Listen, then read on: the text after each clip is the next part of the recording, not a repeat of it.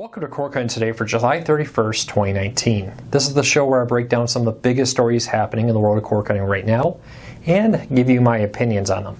If you want to read these stories for yourself, come up with your own opinions in the show notes down below. I'll put a link to each story in the order I talk about them so you can read along, come up with your own opinions, let me know. I'll love to hear from you.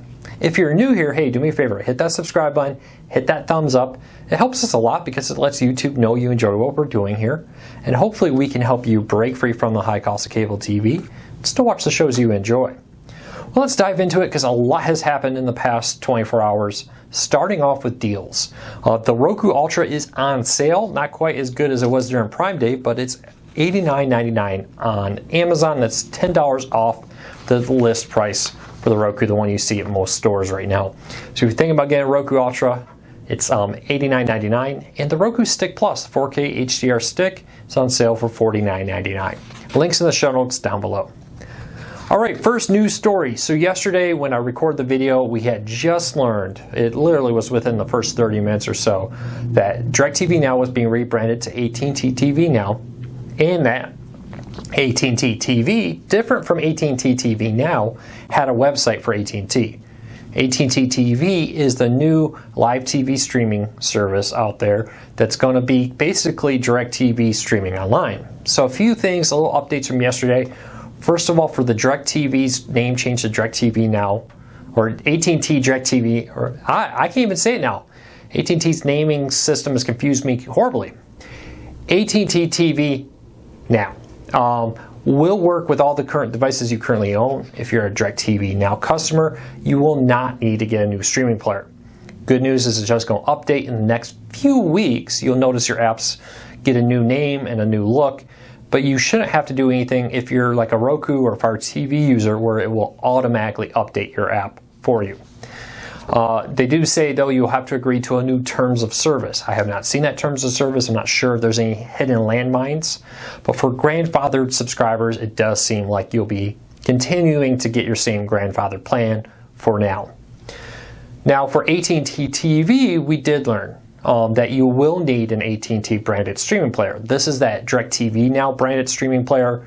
The Osprey, I believe they call it in the beta testing, which is an Android TV powered set-top box that boots directly into DirecTV Now, because AT&T TV is going to use the same software as DirecTV Now. And it basically works like a cable box. Even the remote looks a lot like a cable box. So that service, AT&T TV, will, according to their website, be required to have an AT&T branded streaming player if you want to use it. Now, the big concern I have with this is right now for DirecTV Now, if you want to use it, the box, you have to be a DirecTV Now subscriber. If you're not a DirecTV Now subscriber, the box is basically a brick. Won't let you do anything. Hopefully that's not the truth with AT&T TV, especially since it sounds like they're going to make you buy it. Instead of listening to you, it sounds like they want you to come buy this device from them, take it home and set it up. It also means that you're going to need a box for each TV in your home. So if you have 3 TVs you want DirecTV or AT&T TV on, it's going to take a while to get in the mood of AT&T TV. You're going to need one for each TV. So that is a major question. We still don't know many things about it. Will it require a contract? What will the pricing be? Looking at some hints on the website, it looks like many of these packages, because it talks about like the ultimate package and stuff, sounds just like the DirecTV package. Sounds like they're going to take the DirecTV packages and move them over, which lines up very well with what we've heard about this plan for this new DirecTV streaming service that we now know is called AT&T TV. Is it going to be any cheaper? Is it going to be any benefits? We don't know. AT&T sees a lot of benefits. They don't have to pre-buy the equipment and then rent it to you. They sell you the equipment. They don't have to send somebody to your home, install a dish, wire your house, pay a technician to sit in your neighborhood waiting for that phone call to come in. So I'll be very interested to see what happens. But the short end of it is DirecTV Now customers can continue when it transitions to AT&T TV Now to use a Roku, Fire TV, Apple TV. But AT&T TV subscribers, if they want it on their TV, will need to use this AT&T proprietary box. Mobile, they did say mobile apps and tablets and phones will come out, but they were pretty clear in the website that Roku Fire TV will not be supported for AT&T TV Now. at this time, because it clearly says it will be required. Let me know. To me, that's a major stumbling block, especially if the box does not work if you stop paying for AT&T TV. One of the great things about cord cutting is I buy a Roku. If I'm with Hulu Live TV and say, that's not really working out, go over to YouTube TV. I don't need to buy a new streaming player. So this seems to be targeting people who want a cable experience more than people who are cord cutters. So we'll wait and see what happens. Let me know. I'd love to hear from you. All right, moving along kind of quickly here because we have a lot to cover. Xumo TV this summer has added 14 new channels. I put a full list together breaking down all the channels they've added over the last couple months. Again, if you haven't been trying out these free services, the quality of content on them on Xumo TV and Pluto TV and the Roku channel has really gone up. Highly recommend you check that out. If you want to see everything that Xumo TV's added this summer, link in the show notes is down below. If there's a particular one you would recommend, I'd love to hear from you. Is there a channel on that list you say, hey everybody, this is some really good content, check it out? Leave us a comment. Let us know. All right, Hbo Max. We did learn a little bit more about Hbo Max over the last week or so with the AT&T earnings call and more. Jess went and put together a great post that just breaks down everything we've learned about Hbo Max so far. Hbo Max is a new streaming service coming out in the spring of 2020 that, by the looks of it, will take HBO content, add in some Time Warner content, a few originals, charge you a few extra bucks more than HBO Now, and you'll get HBO Max. Really seems to be kind of a Hulu-esque type streaming service more than it seems to be a Netflix type one, because it sounds like there may be ads on it. It sounds like they may even have tiers with a live tier involved in it. But what we know about it is listed in this post that just broke down. So if you want to learn more about Hbo Max, in the comments down below, I have a full breakdown of it.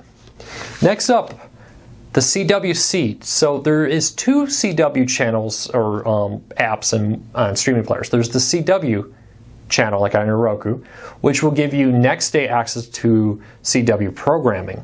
But then there's also the CW Seed, which includes a collection of older Warner Brothers and CW content. And now they've announced that this fall they're going to launch a live stream on the CW Seed app. What will be included in this is unknown. It will probably be a collection of CW programming, probably back catalog stuff.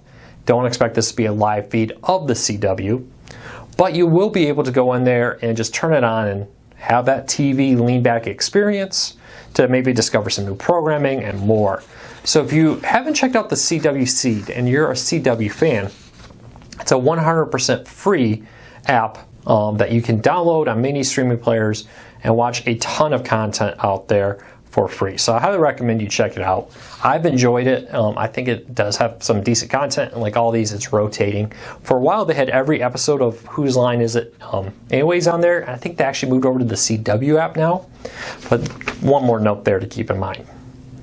All right, next story up of the day. And if you've used the CW Seed, you have a favorite show or anything, let people know. What's your review of it? Maybe you'll help somebody deciding if they want to install it or not.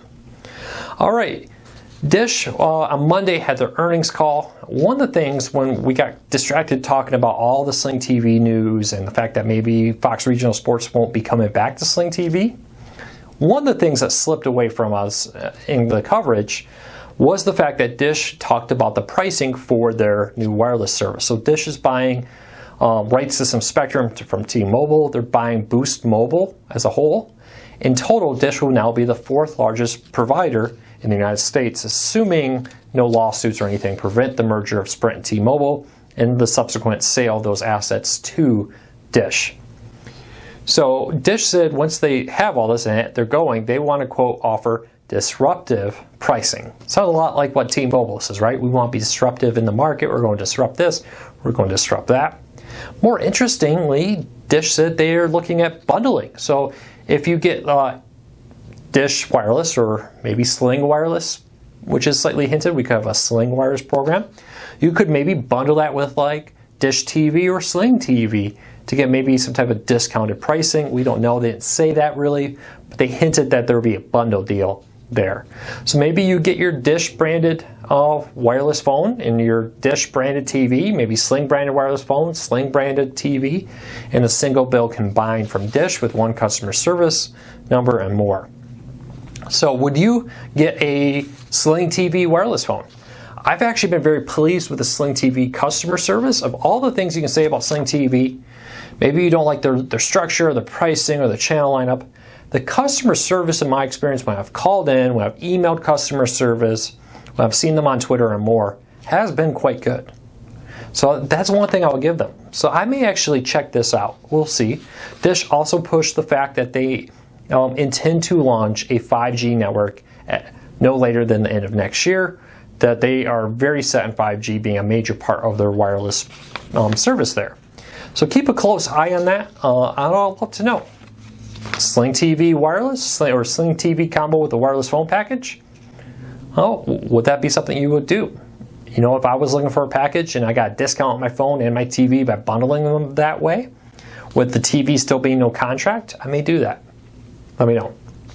All right. One of the main complaints about Hulu was that Hulu with live TV was not supported on Android TV. You still had the old Android TV app without the ability to watch live TV. Well, Hulu announced yesterday that in early August, they will be launching an updated app on Android TV that will finally bring live TV to Android TV subscribers or owners. Last year, the previous head of Hulu said it was on their roadmap to bring it to Android TV, but that, quote, Android TV's user base was so small, it didn't make sense for them at that moment to put the resources there, as opposed to maybe bringing it to other devices that had a bigger install base. Google has been working really hard to increase Android TV install base, primarily in the cable world. Let's be honest, Android TV's biggest growth market is cable boxes. You know, like the new DirecTV or AT&T TV now, AT&T TV whatever box, that's an Android TV box. A lot of cable providers are adopting Android TV to be a cable box OS. But there's also like Sony TVs and more that run Android TV. There's even word that a new NVIDIA Shield will be coming out. So they've been growing. Hulu must have been like, hey, there's now enough of a market there. We're coming to Android TV now. And that really closes one of the last few big gaps now on Android TV, now that Amazon's coming, of cord cutting services that weren't there. This really does make Android TV, when you're looking at app support, like, oh yeah, the apps I can get on Apple TV, Roku, and Fire TV that are most popular with cord cutters are also on Android TV now, right? Hulu with live TV is arguably, depending on what source, the second or third largest. I kind of at this moment think it's the second largest live TV streaming service from the numbers I have seen. That leads me to believe that this is a good move. If you want Android TV now as a cord cutter, I say go for it, because you're going to get the cord cutting services you want on it. All right, last story up of the day, and let me know, do you use Android TV? Do you like it? Why do you pick Android TV other than piracy? I know a lot of people who use Android TV love it for piracy. Other than that, for legitimate streaming services, why do you love Android TV? I love my NVIDIA Shield. It's very powerful, very quick, kind of expensive, I think is its only downside. Would love to see an NVIDIA branded streaming player running Android TV. That would be awesome. I think if they got a $100 streaming player on the market running an NVIDIA version of Android TV, I think it would see noticeable market share growth. Let me know what you think. All right, last story up of the day. Cable TV's plan to fight cord cutting is failing. So a very interesting thing has happened this year. Cord cutting is skyrocketing, but live TV streaming services are not. So when cord cutting really started taking off, you saw live TV streaming services pop up. Sling TV, PlayStation Vue were kind of the leaders. Then DirecTV now and Hulu and YouTube TV and all this. And even Comcast and others launching their own ones, Spectrum and more. The goal was, hey, if they won't pay for our traditional one, maybe they'll pay for our streaming version. So far, overall, that doesn't seem to be happening. The vast majority of cord cutters leaving don't seem to be rushing to Sling or YouTube TV or Hulu with live TV. They seem to be rushing to Netflix, Hulu, and Amazon. Cord cutting's on 1.5 million, 2 million maybe this quarter if we're really lucky. We'll see if we'll reach it. with Dish actually saw a overall decrease in the loss rate from overall a year ago, but their Sling TV also slowed down from a year ago.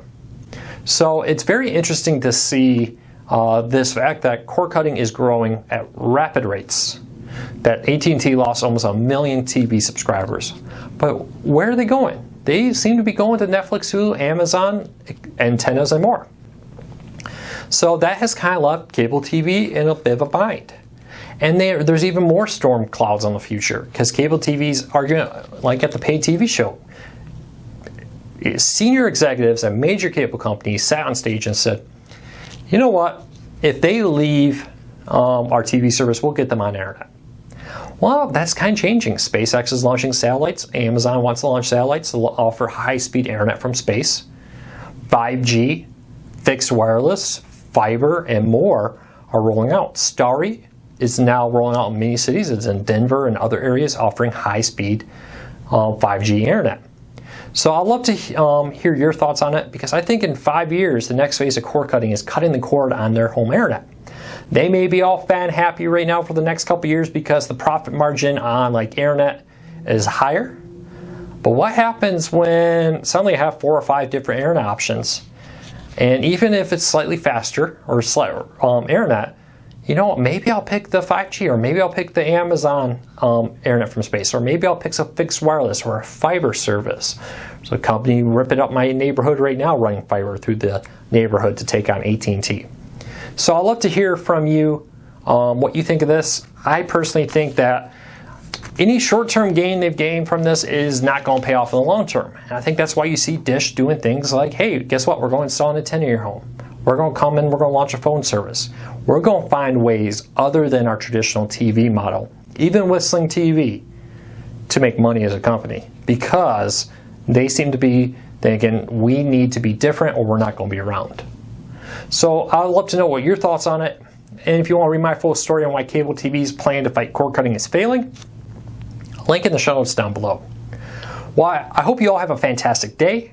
Take care, everybody. I will see you tomorrow right back here for our Cord Cutting Today show. Thanks for your support, and don't forget tonight at 8 p.m. Eastern, I'll be live on YouTube answering your cord cutting related questions for about an hour. So hit that subscribe button, ring that notification bell so you don't miss any of our videos. I will see you all tomorrow. Take care, everybody.